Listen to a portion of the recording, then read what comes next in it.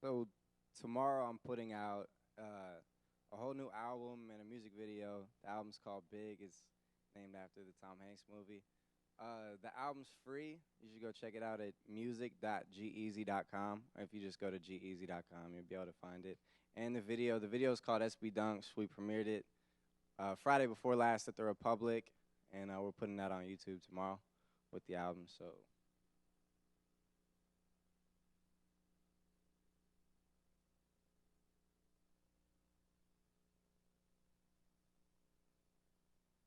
They really aren't. Thanks very much, Mr. Clark. Are you building? Stalin and Jaw from Rob. Yeah, yeah, boy, I really like them sneakers. Yeah, yeah, boy.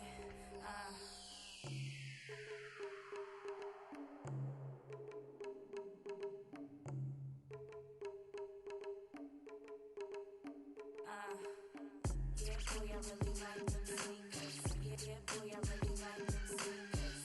Yeah, boy, I really like them sneakers. Yeah, boy.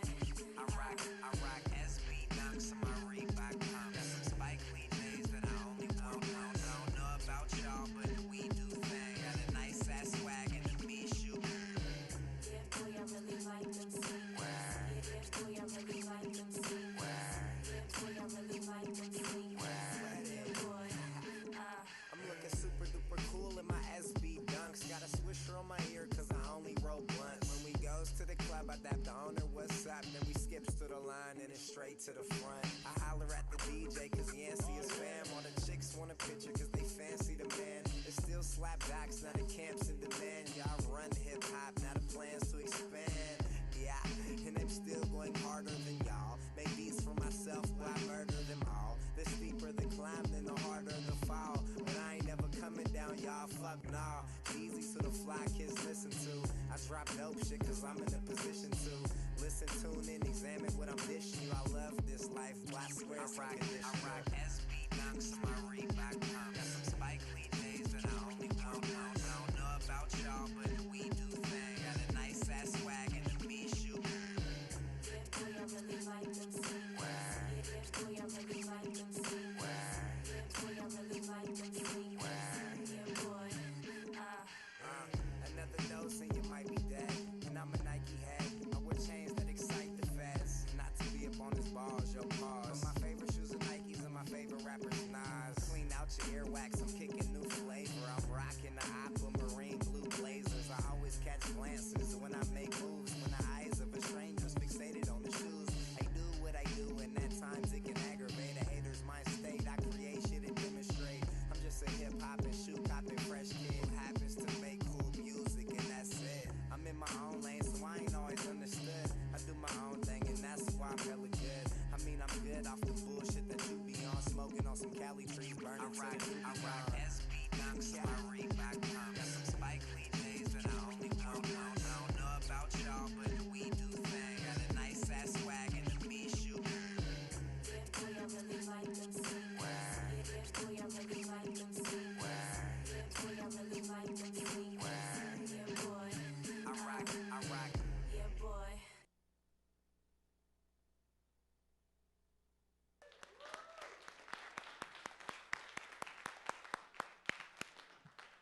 Congratulations, Gerald.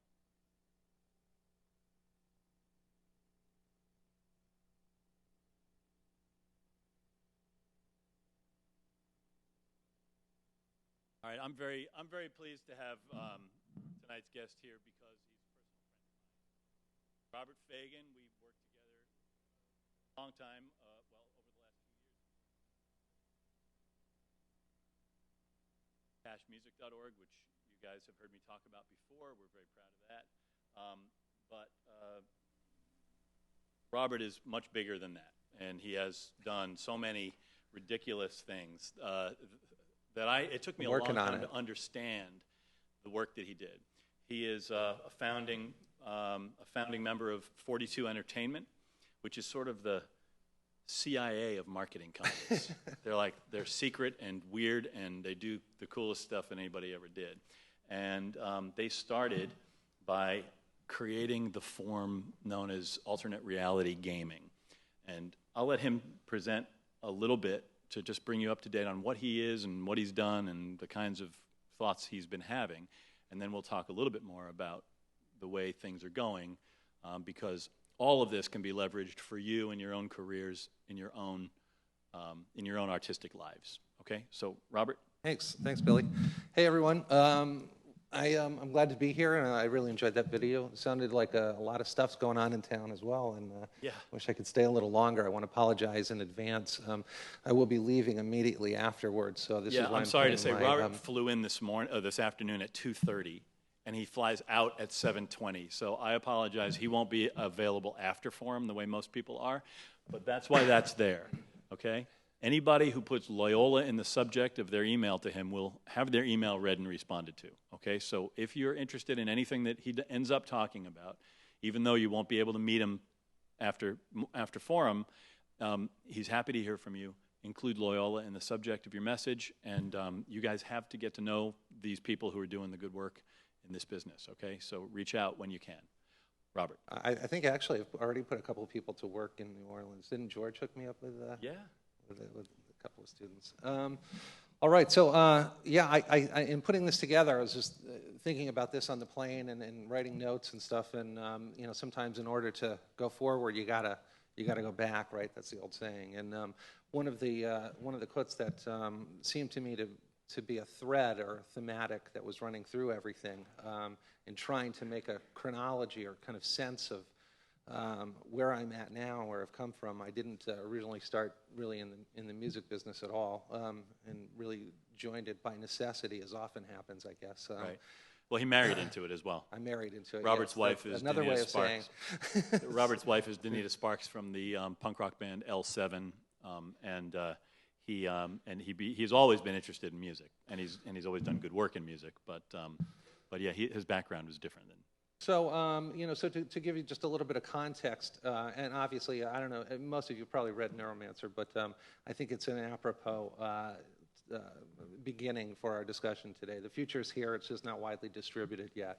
And I think that's very true in many ways. In order to talk about where things are going in the field and with various platforms and things, I want to go back to early 2001 and Steven Spielberg. He was coming out with a film at the time called AI, or Artificial Intelligence, and he wanted to get an Xbox game made for the movie to accompany the film. So he met with Microsoft. He met with a man named Jordan Weissman, who was the head of the Xbox and Entertainment division at the time.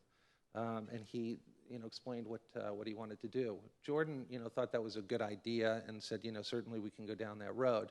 But he said, I've got a better idea, something that I've always wanted to do, and I think that the theme of your film, AI, would lend itself really well to it. And so he pitched an idea, which was inspired by the Beatles' "Paul is dead" rumor.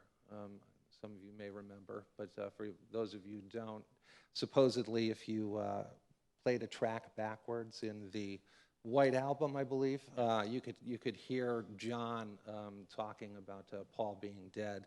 And this was sort of fueled by the media as well, who apparently had not seen him in public in quite a while. And so through various media outlets and magazines and word of mouth, this really spread around the world, and a lot of people actually came to believe, in fact, that he was dead. And this became interesting in the age of 99, 2000, when the web was coming around, really into starting to gain momentum. Jordan thought, this could be really cool. What would happen if we kind of took that theme and flipped it onto the web? And what would the cultural impact be?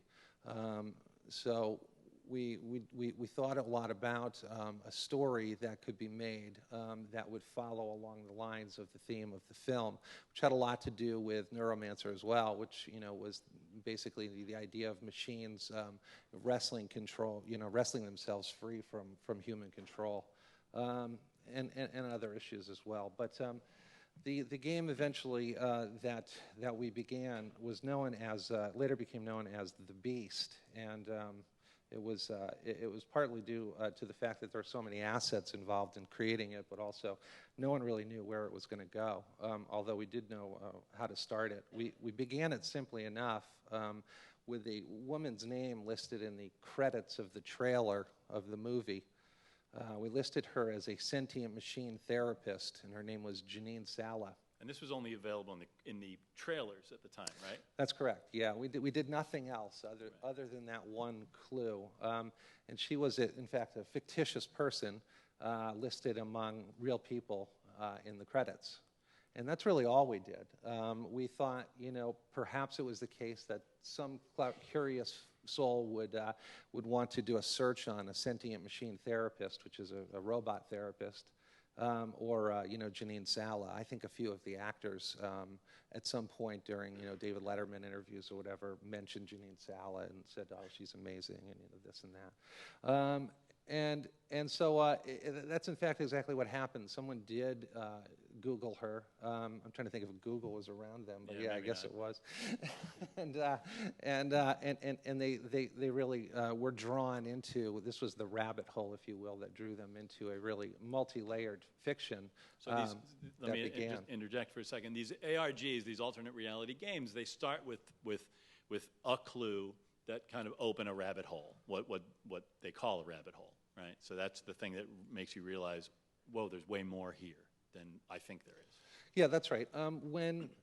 When you did a search on her, she came up as a professor at Bangalore University, and we had created a website that was very deep. There were multiple layers to it, and there was a lot of information on it, but things were just not quite right. You could tell, if you really spent a little bit of time on there, that dates were off and things like that. And so it was a suspension of disbelief, let's say. But once you were kind of perusing around and realized that there's more to more than meets the eye here, you began to get involved in the story. And one of the things that you could do on her site was actually get into her email. And through accessing her email, there was a phone number. And if you called the phone number, there was a person on the other end that had left a message. And that person, it turned out, was this man named Evan Chan. Turns out that Evan Chan had been killed, and that was one of the main sort of stories that we wanted players to find out, who killed Evan Chan. And so the story began, and we had hundreds of websites for people to link to and to go through. But one of the foresights that Jordan had was he wanted to make it so difficult that no one person could solve it. This is a key element of ARG as you guys establish it. The idea is that the problem is too difficult for one person to solve. That's right. And the hypothesis was that if people can't do it themselves, will they work together to solve it? And that's in fact what happened. The players themselves started a website called the Cloudmakers, which was actually the boat that Evan Chan had inexplicably disappeared from. And they began a URL, cloudmakers.org, which is still around today. You can go to the website and you can play most of the game as it existed. It's about 80%. But you get a really good sense of what it was like to move through the story. The thing that was really interesting was that a lot of people really from academia, there's a lot of physicists from MIT and mathematicians and Brothers Grimm specialists, and that were decoding a lot of these clues and reassembling, if you will, pieces of the story, and all using the cloudmakers.com site, cloudmakers.org site, as a forum to push the story forward. So it later became known as a sort of deconstructed narrative where, people get to go out in the real world or answer a phone call or a fax or whatever it may be to push the story forward. And marketers thought that was very interesting because it was the first time that people had kind of come together and, working as a community on the web in such a way, for entertainment reasons, and thought, oh, this is a really great way to target specific audiences. And that caught the eye of Microsoft in the release of Halo 2.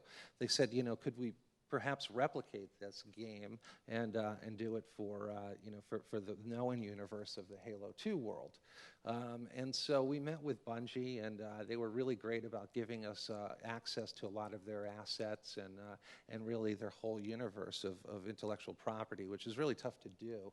But being able to play with that and to extract, secondary characters and sort of flesh out their stories, it really helped to create, an entertainment experience that was really more than just marketing, right? It's, it was free to play. It's not a real hard sell. People didn't really know for a couple of days, in fact, even who was sponsoring it.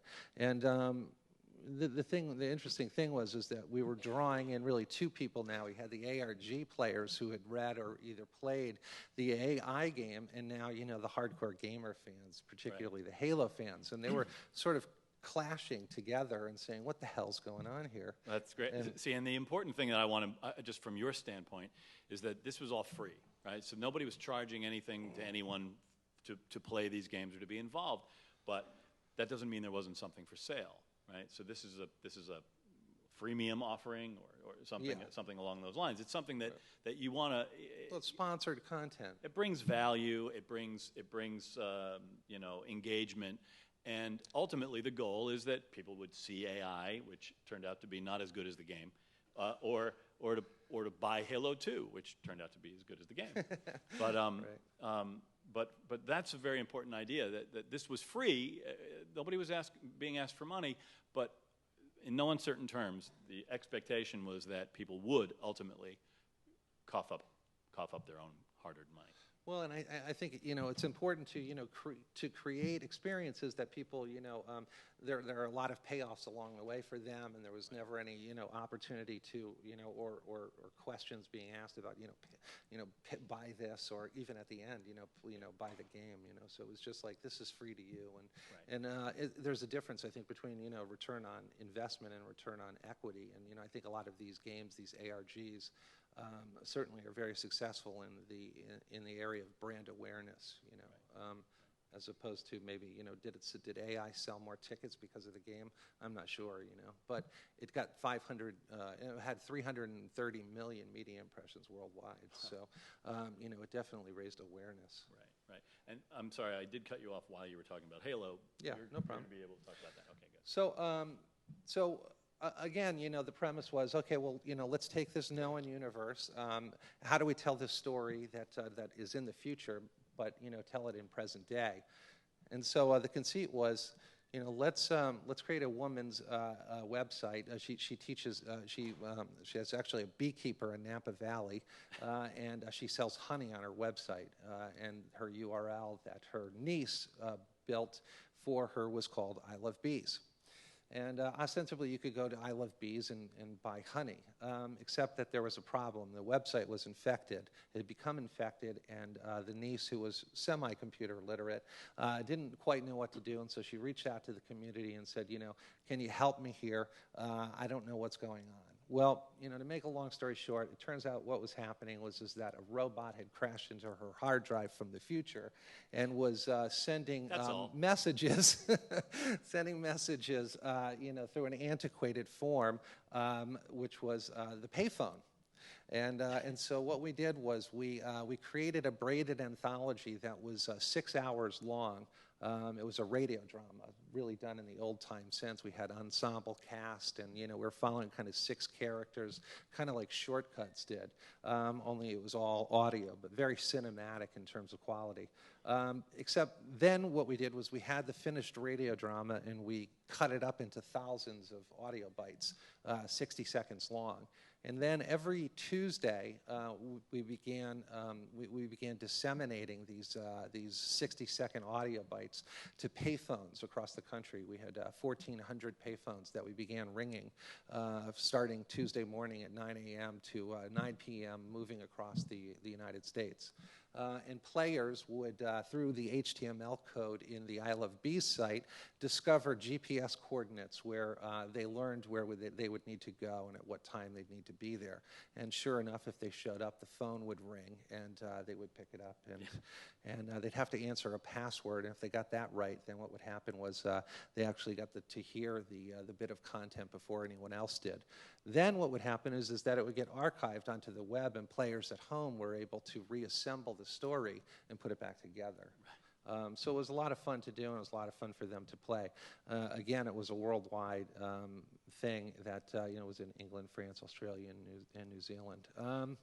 So it was an experience. I tell you, ringing payphones for hours on end, for weeks, and I mean, often if you ever just ring a payphone, somebody's likely to pick up. Yeah. I talked to a lot of interesting people.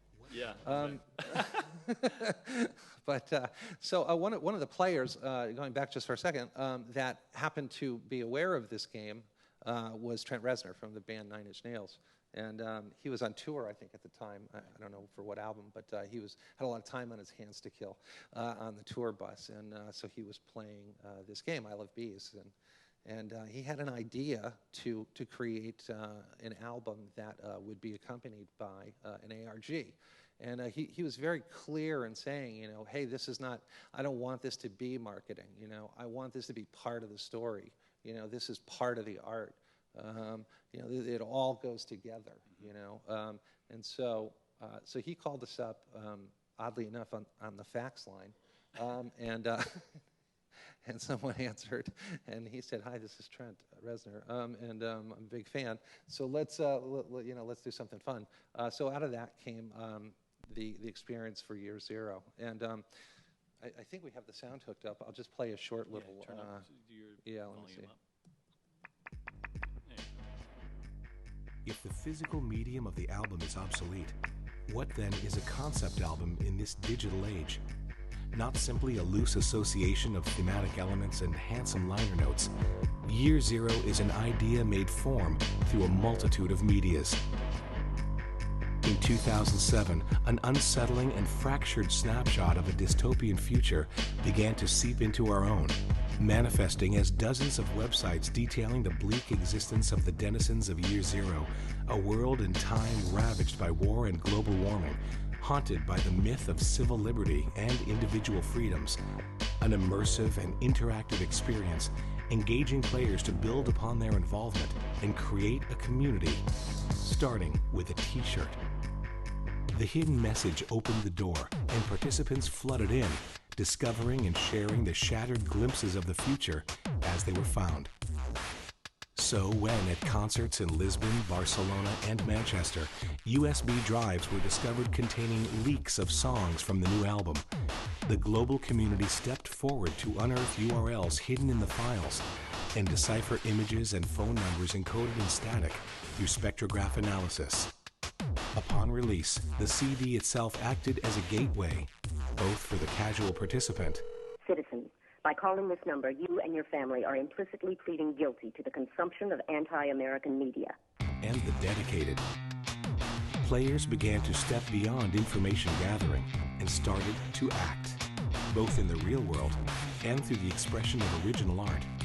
Some of the best pieces appeared in the Village Voice, LA Weekly, and other magazines and newspapers across the country. Finally, a select few were recruited to attend the first resistance meeting in LA.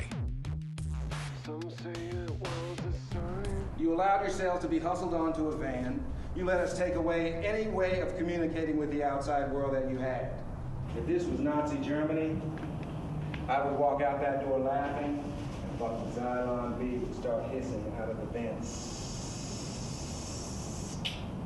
The players had engaged and interacted, and now, live Year Zero.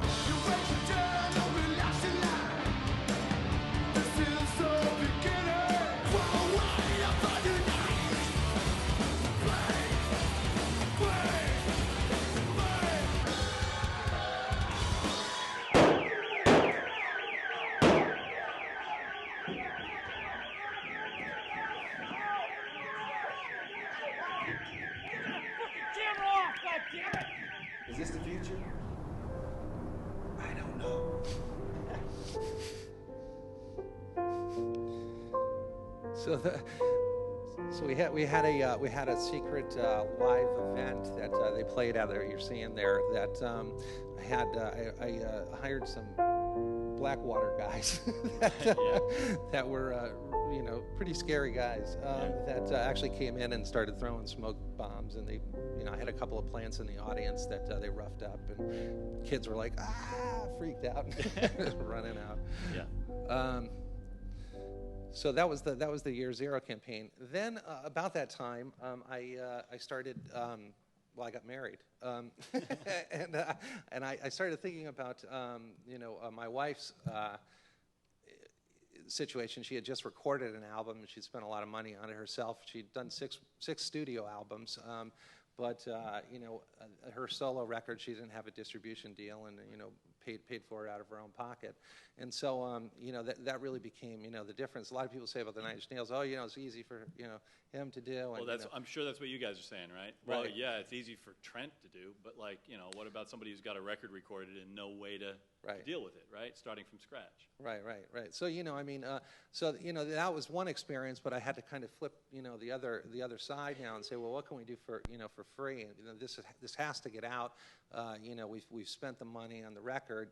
What can we do? And I began looking around the internet and thinking about who I could talk to that was in the innovative space and doing some interesting stuff, and that's how I came across Billy, and it just really was a very strange coincidence that he happened to be married to Kristen Hirsch, who was in the band Throwing Muses, and I grew up with David from the band in Rhode Island. I grew up in Newport, Rhode Island. We hadn't talked in 20 years, so it literally was a coincidence. And Alex Liu, our creative director, when we were sitting in the office one day, had mentioned Kristen Hirsch and Throwing Muses. I said, I used to know such and such, and I Googled them up and looked, and it turned out that you guys were playing the very next day. In Los Angeles. In Los Angeles, yeah. So I went down, and David was gracious enough to let me backstage, and I got in, and Billy and I met, and then really started thinking about how much we had in common, both with both being in the industry, myself more on the producing film side, and Billy on the music management side, but began having a discourse on the similar problems that we shared in terms of music models and the problem with the industry and getting this music out. So that really came to this sentence. The have to is different than want to, right? I mean, a lot of people say, well, I want to do this, I want to do that. I think it's just you get there when you need to get there. When the student is ready, the teacher will come, and there Billy was, for me. And so we began collaborating on what we could do that would be different and cool. And I think you'd known by that time about the Nine Inch Nails stuff, and so that was maybe a basis for us to start at least brainstorming. Right, well, for my part, I mean, I was always confused by what Bob did. Imagine you're having a beer after a gig, and the person across from you is telling you what he just told you. What? Like fake websites and Steven Spielberg, the movie director? Like, what are you talking about? I could not figure it out. I couldn't get my head around it. And I drove away on that tour, and it just kept going around and around. I kept trying to make sense of it. Like, what are you even trying to do? I don't understand what's fun about it. How does it work? And I couldn't make sense of it at all. But that point that Bob just brought up, that have to is different than want to, is a very, very important point. Yeah. We both work for resource-constrained performers. Now, I know my wife has a name, right. His wife has a name, but really, for all intents and purposes, there is no guarantee that more than 1,000 people would ever buy either of their CDs. Yeah, we are always... Especially solo, as opposed to the band that they may have been associated with. And so they, I have to say, are in a similar position to anyone here who makes a record, who has music, and is starting to have to create awareness from scratch. And so what we started thinking about, and I don't know exactly where you're heading here, but I think where I'm heading is that after we began collaborating and talking, and the seeds were planted that something had to be done, and I needed to get this record out. I got married, and I started a wedding registry, and this site that I went to was called Traveler's Joy. This is not, by the way, my registry. I just pulled it off the web. But but the construct of it was so simple and brilliant. I thought, well, isn't it possible to do something like this? Billy and I knew that when we were going to form Cash, Kristen was going to put out content right away, and Danita was going to go on the road. So right now, my immediate concerns were getting money for the tour and raising awareness for the tour. And so I thought, well, what about taking this wedding registry and really creating a very simple kind of thing, an if-that thing, a payoff like the ARGs. If you do something, then you get something in return. Could we do something like that? And so this became really the basis on my end for for Cash. Right. It was very successful. If you bought a pack of strings for $15, you got something in return. If you bought a gas card, you got something in return. Right. Some of the premiums were really great, and people really reacted to this. You can get a Polaroid of you and the band at the end of the gig, at the van. Yeah. I mean, now it all seems commonplace, but again, it's just really to give you context about the past, to in order to see where everything's going. But that's really where it came from. And then Cash was born, and Danita's site was made, and we did a lot of fun things with that too. And we offered, one of the things we did was offer the stems from the song prior to the release of the single, so people could mix the track and do their version before actually there was a master version. Right, before actually hearing hers. And so that was a lot of fun as well. The other thing we did, which probably is not quite legal, but there's debate in the legal community about it. Yeah, well, it was that we sold shares to her sync license rights. Her publishing, yeah. So she had some success in the commercial licensing department. She's in Rock Band 2 and Grand Theft Auto and yada yada. I thought, well, with that track record, maybe we can gain interest in offering, with her new songs, a participation in that. So for $100, you could get, half a share in the track, and we'd issue certificates and give people updates and things like that. Right. And so, that was the kind of fun stuff that we did, and now we're continuing to do. Yesterday, we just had, I saw you guys had a Wired article, and one of the other artists with your Twitter. There's this new thing now that I also don't quite understand, but I have to say is seeming to be fairly ingenious. It's a tweet for content application, and Facebook Connect for content that we invented this week, which is a pretty cool thing. You as the artist, and it's all free. You guys can use this right now if you go to twitter.cashmusic.org, I think is what it is. Yeah. But if you search tweet for content Cash Music, you guys can all use this tool on your websites if you like. You put up a little box on your website. We give you the code. You put up this box, and it says, and you create text for that box. And in that box, it says something like, I downloaded a song in exchange for a tweet. I downloaded a song from John Valdispino in exchange for a tweet. And then there's a little button that says, tweet this. And when you do, it goes to your Twitter account, and it says, do you want to grant permission to tweet this message? And you say yes. And it does. It tweets it to your followers. And immediately you're redirected to the download link, and you get the music in exchange for your Twitter message. And this is really valuable, obviously, in terms of building followers, in terms of allowing music to spread virally, and to create a value-added exchange that doesn't include money. Right? It includes only effort, only messaging, only access to your network of friends. Hopefully, we're getting to the how do you get paid. Yeah, hopefully we're getting to money. Yeah. but that, and now there's a Facebook Connect tool that does the same thing, and that's also free for download, free to be integrated into your Facebook account. Any of you bands who have Facebook fan pages, you can take this Facebook Connect tool, and you can tell people that if they just send a message about the song, they get it for nothing. So you can make it a song, you could make it a zip of an album-length collection of stuff, whatever you guys want to do, you can do. It's all completely customizable, all completely open source, all completely free. And the issue is that you create relationships that you can then monetize over time.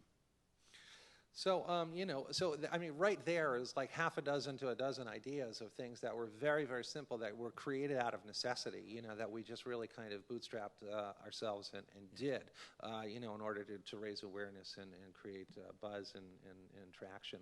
One of the things that we didn't do with Cash, the direction that it went in was, more towards an open source, nonprofit. And I think that was, ultimately the right decision at the time. The world had fallen apart, VC money wasn't readily available, et cetera, et cetera. But one of the applications, or one of the core things that I wanted to do with it that didn't happen, was to create a management site with Cash that, perhaps some of you could, we could have a course on next semester and build this. But, the idea really, basically, this is just a ridiculous chart that I just put up to give you just some sense of it. But, it's a hierarchy, and it's based on a progress bar. And, if you fill out your progress bar more and more, the more access you get to real management. So, it's like cha-cha with real people. It starts out on, one level, and if you fill out everything and do everything correctly, you get access to content and management skills and widgets and things like that. But the higher you go and the more you do, the more access you get to real management. So essentially what it is a list of things that you should be doing if you're a band, right? We talked to you about this in school, website, upload media, database, email list, follower, increasing your followers, increasing your downloads, increasing your traffic. Well, imagine if there was a site that gave you sort of a list of best practices, things you can do now, right? At this point, you're just starting from scratch, self-assess, figure out what you need to do, and then based on that self-assessment, you get a list of best practices, things you should be doing to get to the next level.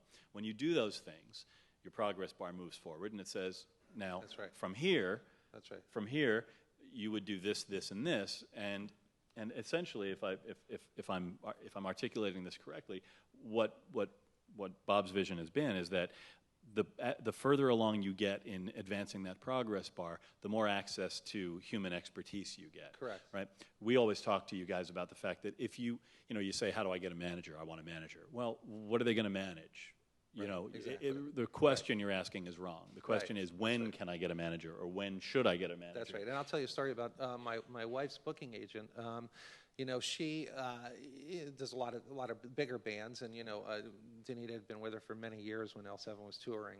And but one of the requirements that she has now is, she says, look, if you want me to represent you as a booking agent, first you have to go out across the country and do your own tour, then come back to me, and then I'll represent you. If you do that successfully. And that's essentially what we're talking about. We're saying basically the idea would be to give you people who need or want management or other representation the list of to-dos that you could complete in order to then make it so that there's a there for a manager, that there's a there for an agent. Right. And once you've gotten some sort of asset accumulation, some accumulation of juice, then you're ready for people to come in and help you in a concrete way. And I think that there's probably a lot of room for something like this in the future. And believe me when I say that if any of you guys are interested in that's why I'm throwing it out, really. And helping to build this or to talk about it. Yeah, exactly. Yeah. Because it's going to happen one way or another. So So what's this let's graphic? do it. So this graphic, really, I'm going to just quickly wrap this up. I think we've been taking a little bit of time, but I'll just kind of rip through this. This is stuff that you probably already know innately, but this is a graph that is looking at both the global use and the global time spent between social networking and email. And what's happening is that more people are using social networks to communicate than email. To the point maybe where email may become kind of maybe business only type of situation, Right. or even businesses. Businesses now more and more are also using social networks, and so you're getting into a lot of video conferencing, et cetera, with people meeting in avatar rooms, and businesses that have no one in the buildings, Right. and universities that are having dwindling attendances in exactly. rooms like this. So it's sort of like, where's it all going, and that, in my own chronology, led to the creation of, with a group of people, we started a dance party, kind of American bandstand for the web. It's called The Top Floor, and you can go to thetopfloorlive.com. But basically, we have a live VJ and a live DJ, and we mix in people. They're in downtown LA, right? Yeah. There's a live event going on in downtown LA. And we have a host, and we bring in Derek Carter, and we bring in a lot of known DJs that spin a set, and the VJ will mix in people from all over the world on their webcams. So people log in on their own webcams. It's a little like 2 years ahead of chat roulette, but people log in on their webcams, and then they get mixed into the party. That's right. Yeah, so we recently did a party for MTV that brought us Levi's as a sponsor, and they wanted to do a party for their Unbutton campaign. So we did a party in West Hollywood. We brought in a DJ. We licensed an hour's worth of music. We streamed it live online. Then Solange Knowles came and Katy Perry. They did like a 5-song set, et cetera, et cetera. So for them, in recessionary times, a lot of these sponsors like to do localized events.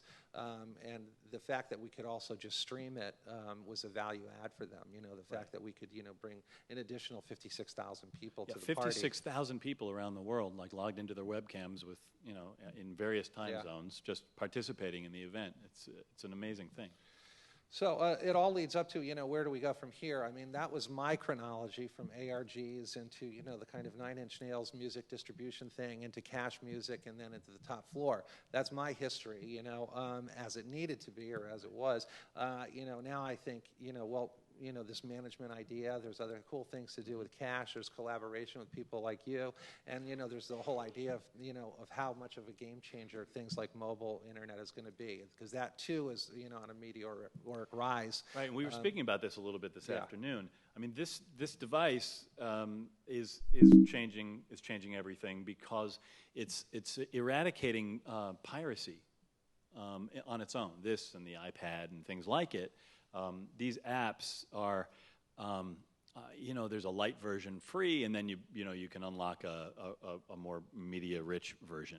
There are such sort of easily attainable compliances, right? Yeah, absolutely. That we're seeing a huge reduction in piracy in very popular media, like iPhone apps, for instance. And also more of a willingness for people to purchase, because it's really point of sale, and it's just not as cumbersome as the web, and the cost point is there. So, I think that we're almost coming full circle to a point where actually you guys are going to start getting paid again for, the music. So. Right, which is... we may have missed the boat, but... Yeah, you're young enough. Yeah. All right, so on that, that's basically it. On that note, can I solicit questions for Robert before he has to jet out of here? We still have a few minutes. Anybody interested? Yeah, Simon. Does any of what help sales? Oh. The ARGs? Right. Yeah. So that's a good question, right? It's, as I was mentioning earlier, certainly, for Trent, he would say that, it absolutely helped ticket sales, and bring his brand back into the mainstream, with all the articles from Rolling Stone to, the mainstream. How about with Danita? Did Danita see better attendances on her tour? I would think so. Again, I think that had we just hired a publicist, and it was just writing about Danita and her tour, without the added press that we got from Cash, I think it would have been cut in half. Right. So again, how do you value brand awareness as opposed to, just direct ROI? I mean, there is value there, and I think it does translate into sales. But did more 9 Inch Nails records? Interscope may argue. Yeah. Well, and the thing is that, once again, you're talking about creating an asset that can be monetized, and certainly the idea that that an anonymous artist can't very well monetize their assets. That's a serious issue. For my part, for my artist, I can say that yes, in no uncertain terms, the stuff that we did to engage people, to bring them into our world, and to let them know that we needed them, to make direct asks to people, it made us a lot of money, and it has completely supported my artist in a way that we could not have imagined. The average voluntary download per song downloaded on our website is $6.50. $6.50 when everybody decided that 99 cents was the price of a song. You know, it's extraordinary. Right. You've really taken the 80-20 rule to inverted it. Yes, inverted it. Yeah, right. we get an awful lot of support, and it's amazing what happens when you create awareness of a problem, not just awareness of yourself. But if we didn't act brave and say, you know, this business isn't sustaining us. This business isn't doing what it's supposed to be doing. We need to band together. We need to create a community of people who are stakeholders in common. You guys want, you know, we spoke to our audience. You guys want this music to continue, and certainly we want this music to continue. So let's find an easy way, a cheap way, an inoffensive way to create a circle of support where you get something great from us that's more than the value of the dollars, and where we can give you more than you expect. And so, yeah, I would say very definitely there was incredible revenue potential. Alex?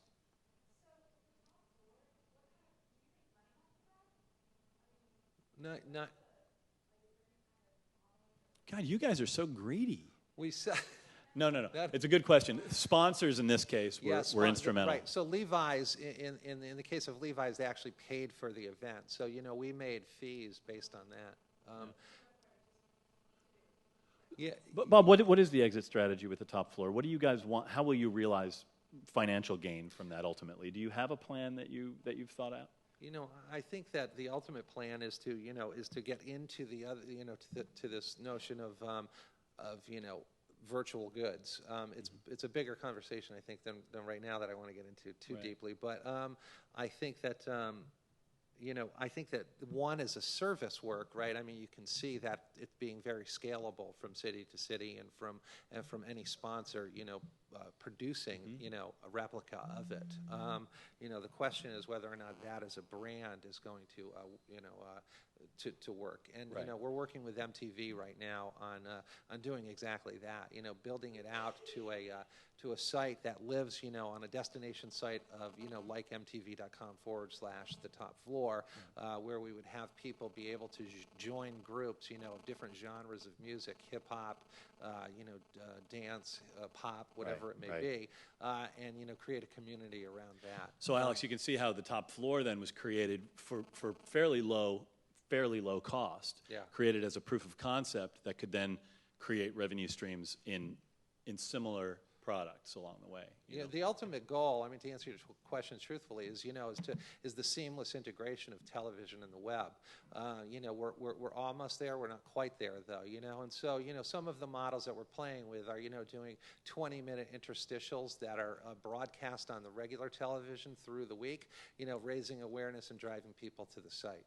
And then, you can log in on the site and then be a part of the actual live performance. Interstitials are those programs between the programs. Like Comedy Central. Short form, 10-minute, 20-minute thing. Comedy Central does these little shorts between the shows. And MTV's finding that, that these short little pieces of content are actually, in some cases, doing, better than some of their original programming. Right. John? Just for a bit of closure for me, do you have enough time to explain what those hands were on the Year Zero ARG? What were the hands? Well, I mean, that's more of a conceptual. I mean, that's more of a storyline thing that you can read about. I'll send you some links afterwards. But I want to talk more, if you don't mind, because I only have about 4 minutes left, just about the mechanisms rather than content and story. Yeah, if that's okay. Email him. He knows you're a fan. Yeah. You know, just you know, it seems to me to be the broad stroke is more important. Right. You know, in terms of these mechanisms, so you know that you can think about it and think about how to do this for yourself. Right, and then on the more practical side, it's very possible that somewhere in the next couple of months, those of you looking for internships or production assistant work, people who are interested in working in Los Angeles can contact Robert and see what kind of opportunities he has at the time. From time to time, there are opportunities for people who know what they're doing. A lot of these kids are video production trained or film production trained, studio trained. So of course they'll be, you know, they'll want to know that they can contact you and start to see this work. Well, how many of you are in music management or a few? Yeah, we get some hands. Yeah. And so a lot of them are musicians, but a lot of them are also support, right? Are aspiring to support staff. Right, got it. Which is great. So now, I mean, the musicians are great brains. They're great brains because they are tied in a very visceral way to the need for sustenance, you know, for creating sustainability. Well, the woman that actually the widget that Cass just put out was actually she was a coder too. Zoe Keating. Yes. Yeah, Zoe right. Keating, a very talented coder who is also a cellist and classical musician, who does a lot of scoring. Yeah. So exactly. All right. Any other questions? Okay, we're going to get Bob back on a plane. Thank you, everybody. Thank you, Bob. Thanks, Phil. Thank you, sir. I appreciate it. Thank you. Thank you. Wonderful. I'm so glad you did this. Thank you. Oh, you bet. Absolutely. Thank you. You think it was okay? All right, okay. Do them all over? All right. I have no fucking idea what the hands are. I have no. No, I was just bored. I had nothing better to do.